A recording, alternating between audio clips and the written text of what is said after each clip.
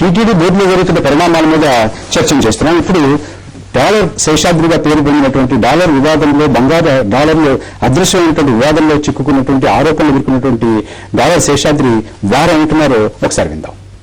Therefore decided that Sri P. Seshadri, senior assistant, Bokasa record clerk Sri T.T.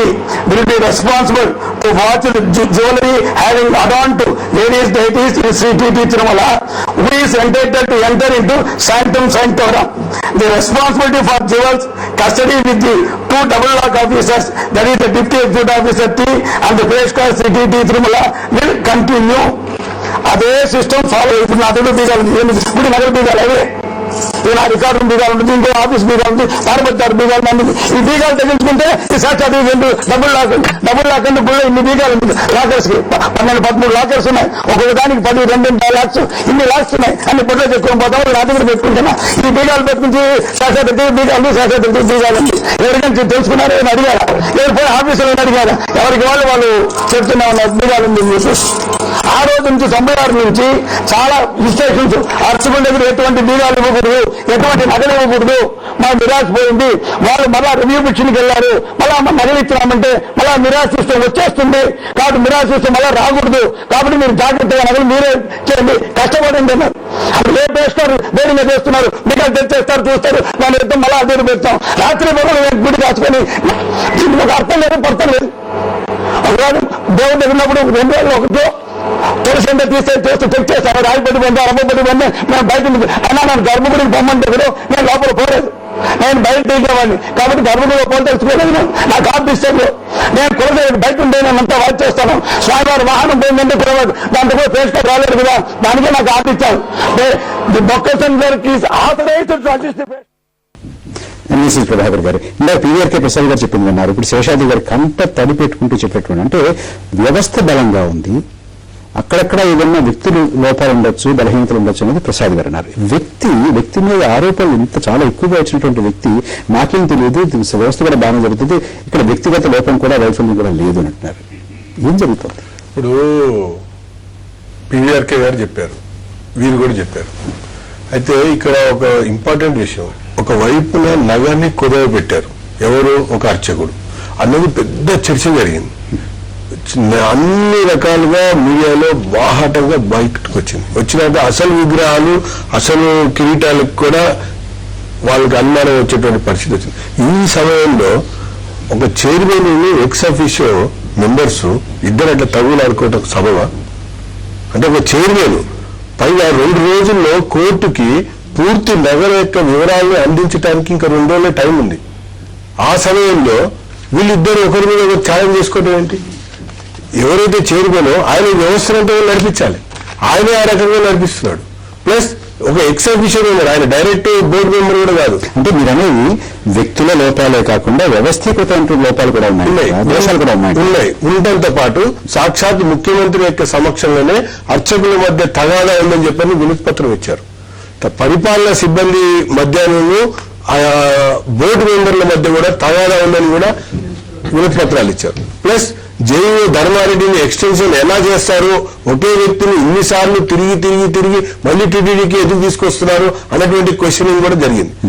Dollar Seshadri గారు ఆరోపణలు ఎదుర్కొంటున్నటువంటి సమయంలో వెంటనే ఆయనకి ఎక్స్టెన్షన్ ఎందుకు ఇచ్చారు అన్నటువంటి విషయం కూడా చర్చ జరిగింది. ప్రభాకర్ గారు గతంలో టీటీడీ అధ్యక్షుడిగా పనిచేసినటువంటి శ్రీ పప్పల చలపతిరావు విశాఖపట్నం నుంచి మనతో ప్రత్యక్ష ప్రసారం ద్వారా మాట్లాడడానికి సిద్ధంగా ఉన్నారు. చలపతిరావు గారు నమస్కారం అండి. నమస్తే అండి. చలపతిరావు గారు, ఒక పక్క ఆభరణాలు కుదువు పెట్టడం, ఒక పక్క ఆభరణాల చిట్టా ఉందా, సరిగా ఉన్నాయా లేదా అనేటువంటి అనుమానాలు ఇవాళ మొన్న అధ్యక్షుల వారికి సభ్యులకి మధ్య తీవ్రమైనటువంటి విభేదాలు, ఘర్షణలు, ఒకరి మీద ఒకరు ఆరోపణలు, ప్రత్యారోపణలు, ఈ దృశ్యం అంతా చూస్తే మీకు ఏమనిపిస్తోంది? ఏం జరుగుతుంది? అంటే దేవుడు ఆభరణాలు మీద అజమాయిషి లోపించిందని అనిపిస్తుందండి. దేవుడు శ్రీవారి తాలూకు ఆభరణాలకు కనీసం 6 నెలలకు ఒకసారి అయినా సరే మనం చెక్ చేయవలసిన బాధ్యత అధికారులకి ఉంది, ఓటు మీద కూడా ఉంది. కానీ ఆ అజమాయిషి అనేది కొడవడం చేత ఎన్ని రకాలుగా ఆరోపణలు వస్తున్నాయనే విషయం నాకు అర్థమవుతుంది. అధ్యక్షులుగా పనిచేసినప్పుడు మీరు అన్నట్టుగా 6 నెలలకోసారి వ్యవస్థీకృతంగా తప్పనిసరిగా క్రమంగా ఇది చేస్తూ ఉండేవారా? అప్పుడు జరగలేదండి. అప్పుడు 6 నెలలకు ఒకసారి చేయవలసింది, అప్పుడు కూడా జరగలేదు, జరిగేది కాదు. ఇందాక పీవీఆర్కే ప్రసాద్ గారు నాతో మాట్లాడుతూ వారు ఏమన్నారంటే వ్యవస్థాపరంగా ఎటువంటి బలహీనతలు లేవు, అంతా చాలా బాగా ఉంది, అక్కడక్కడ ఏదైనా హ్యూమన్ ఎర్రర్ అంటే మానవ తప్పిదం ఏమైనా జరిగి ఉండొచ్చు, అక్కడ ఉన్నటువంటి మనుషుల వల్ల ఏమైనా ఇబ్బంది ఉండొచ్చు, కానీ వ్యవస్థ చాలా గట్టిగా బాగా ఉంది, పటిష్టంగా ఉంటారు. మీరు ఏకీపిస్తారా ఆ అభిప్రాయంతో? అంటే వ్యవస్థలో మాత్రం ఇంకా కొంత మార్పులు చేయవలసి ఉందండి. ఇంతకుముందు చాలా తక్కువ అభరణాలు ఉండేవి కాబట్టి అప్పుడు పెట్టిన రూల్స్ వాటికి సరిపోయేది. కానీ ఇప్పుడు చాలా మంది భక్తులు డొనేట్ చేయడం చేత చాలా ఆభరణాలు దేవుడికి ఉండడం అనేది జరిగింది. దాన్ని మనం పర్యవేక్షించవలసిన బాధ్యత కూడా అధికారుల మీద ఉంది. దాన్ని పూర్తిగా వదిలిపెట్టారు. వదిలిపెట్టడం చేత ఇవన్నీ కూడా జరుగుతున్నాయని చెప్పి నా అభిప్రాయం. ఇదొక భాగం అయితే బోర్డులో అంతఃకలహాలు, అంతర్యుద్ధం, కుమ్ములాటలు, ఒకరి మీద ఒకరు ఆరోపణలు చేసుకోవడం, నువ్వెన్ని టికెట్లు ఇచ్చావంటే నువ్వెన్ని టికెట్లు ఇచ్చావనుకోవడం, నువ్వు ఎన్ని గదులు వాడుకున్నావు, ఎన్ని అతిథి గృహాలు వాడుకున్నావు అంటే నువ్వెన్ని వాడుకున్నావు, ఇది చూస్తే అనిపిస్తుంది ఇలా ఉండేదా, ఇలా ఉంటుందా, ఇలా ఉండాలా, ఉండొచ్చా? అలాగే ఉండకూడదండి. అలాగే ఉండడం చేత ఏమవుతుందంటే దీని తాలూకా ప్రభావం భక్తుల మీద పడుతుంది. తర్వాత ఎవరైతే అనౌన్స్ చేస్తారో వారి మీద కూడా ఈ ప్రభావం ఉంటుంది. ఇంకా దేవుడి మీద బోర్డు మీద నమ్మకం పోయి వారు వచ్చే విరాళాలు కూడా చాలా తగ్గిపోతాయి. అలాగే భక్తుల తాలూకు విశ్వాసం కూడా దెబ్బతినే పరిస్థితి ఉంది. కాబట్టి అలాంటివి కాకుండా మొత్తం బోర్డు అంతా కలిపి ఒకే మాట మీద ఉండాలి తప్పించి ఇలా కీచులాడుకోవడం చేత అది తీవ్రమైన నష్టం జరుగుతుందని చెప్పి నా అభిప్రాయం. తిరుపతి నష్టం జరుగుతుంది, అందరం కూడా ఆందోళన పడుతున్నాం. అయితే ఎందుకు ఈ కీచులాటలు, దీని మూల కారణం మీ దృష్టిలో ఏముంటుంది? అందరూ ఒకే పార్టీ వారు ఉంటే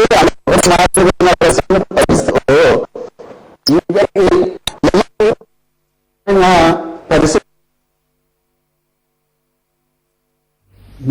మనకేదో కొంత లింక్ తగ్గిపోయినట్టుంది.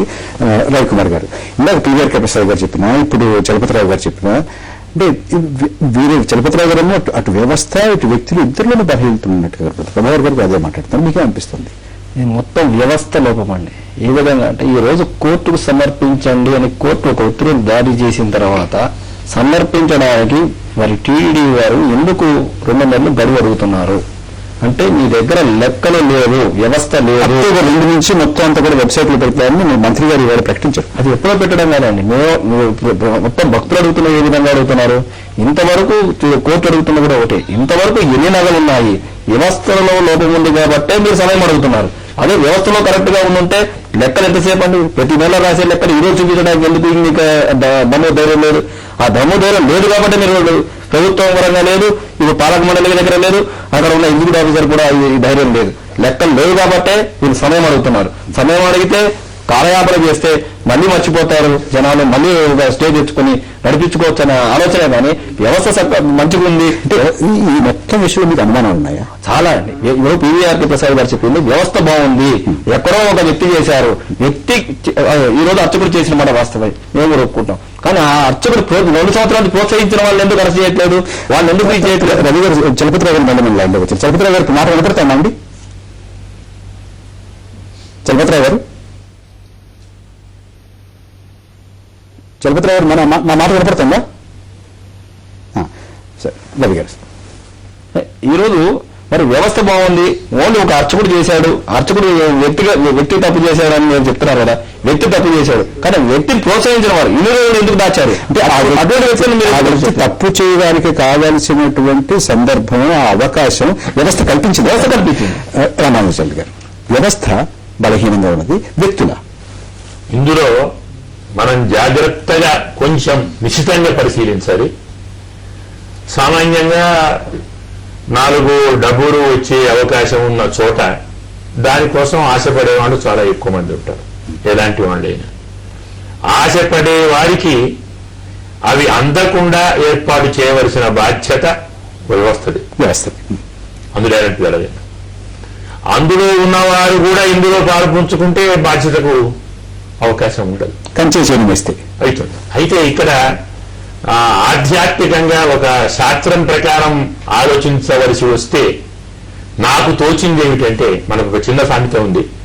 ఒక వ్యక్తి వాహనం మీద వెళుతూ ఉంటే ఏదో యాక్సిడెంట్ అవుతుంది, ఏదో కాలుకు ఏడుకో కాలుకో ఫ్రాక్చర్ అవుతుంది, ఒక 6 వారాలు 10 వారాలు ఉంటాడు. బంధువులు వచ్చి అయ్యో నాయన ఇలా అయిందా అనే బదులు మాట అంటారు పక్క నుంచి, అదృష్టం బాగుంది పెద్ద గండం తప్పి కాలుకు చిన్న ఫ్రాక్చర్ అయింది. నాకు అనిపించింది ఏమిటంటే, స్వామి ఆస్తి కానీ ఆభరణాలు కానీ ఇంకొకటి కానీ రాబోయే కొద్ది రోజుల్లో మహాప్రమాదం జరగబోయే స్థితి స్వామి గమనించి ఒక్కసారి వ్యవస్థను షేక్ చేశాడు. బీ కేర్ఫుల్, మీరు ఇలాగే నిద్రపోతే ఇంకా చాలా జరుగుతుంది, ఇప్పటికైనా కళ్ళు తెరవండి అంటే అందరినీ మేలుకొల్పాడు స్వామి. ప్రభాకర్ గారు అంటే ఈ విషయం ఒకటి స్పష్టంగా అర్థమవుతుంది. అయితే రెండోది, పరిపాలనా వ్యవహారాలకు సంబంధించినటువంటి విషయంలో బోర్డు అనేది ఉన్నతమైంది, అంటే పై స్థాయిలో కూడా ఉంది. మరి ఆ బోర్డుకు సంబంధించినటువంటి మెంబర్స్, తర్వాత చైర్మన్, వీళ్ళకి సంబంధించినటువంటి వ్యవహారాలు, అంటే మొన్న టీటీడీ గెస్ట్ హౌస్ హైదరాబాద్లో ఒక సంఘటన జరిగింది. మరి ఏంటి అసలు అర్థం కాదు అటువంటి పరిస్థితి ఏంటి? ఎక్కడైతే ధర్మకర్తలు ధర్మబద్ధంగా ఉండాలో, ఎక్కడైతే ధర్మకర్తలు ఆ యొక్క పరిపాలనలో పారదర్శకత ఉండటంతో పాటు విలువలకి ప్రాధాన్యత ఇచ్చి పనిచేయాలి, ఆ రకంగా అక్కడ జరగటలేదు. జరగకపోయేసరికి అది అంటువ్యాధిలాగా మిగతా వాళ్ళకు సోకుతుంది. సోకిన దాని ప్రకారంగా ఈరోజు మనకు ఒక్కొక్క సంఘటన ఒక్కొక్క సందర్భంలో బయటకు వస్తుంది. ఇది వచ్చినప్పుడు తప్పకుండా దీనిపైన లోతుగా మనం చర్చ జరిపి ముందుకు పోవాల్సిన అవసరం. ఒకవేళ వ్యవస్థనే బాగా ఉన్నట్టయితే 2 సంవత్సరాలు పెట్టింది, ఒక నగని కుదవబెట్టారు అనేటువంటి అంశం బయటకు రావడం కొరకు 2 సంవత్సరాలు పెట్టింది. అంటే వ్యవస్థ బాగున్నట్టు, అది ఇంకా వ్యవస్థ బలహీనంగా తప్పకుండా. ప్రభాకర్ గారు ఒక మాట వస్తామంటే, ఇది తరచుగా మనం చర్చిస్తూ ఉంటే అక్కడ జరుగుతున్నటువంటి అక్రమాలని, లోటుపాట్లని, బలహీనతల్ని, అవినీతిని, వీటన్నిటిని మాట్లాడుకుంటూ ఉంటే తిరుమల మీద ఉన్నటువంటి విశ్వాసం సన్నగిలిపోతుందేమో, హైందవ సమాజానికి ఇది చేకూరుస్తుందేమో అనేటువంటి భావన. అంటే మాట్లాడుకోకుండా ఉండడం మంచిదా? అంటే తప్పిదాలు అనేది బయటకు రావడం కూడా మంచిది, వాస్తవాలు అనేది ప్రజలు కూడా గ్రహిస్తున్నారు. అయినా కూడా భక్త కోటి బృందం ఇంకా ఆ మొక్కులు చెల్లించడానికి 7 కొండలు నడుచుకుంటూ రావటం, అదే రకంగా ఎన్నో కష్టాలు ఎదురైనా కూడా స్వామివారిని దర్శించుకోవాలని ఆ యొక్క ధర్మ దర్శనంలో రావటం అనేది ఆ సంఖ్యనే ఎక్కువ. అంటే ఇది చర్చించుకుంటూ ఉంది, దీని గురించి మనం అందరం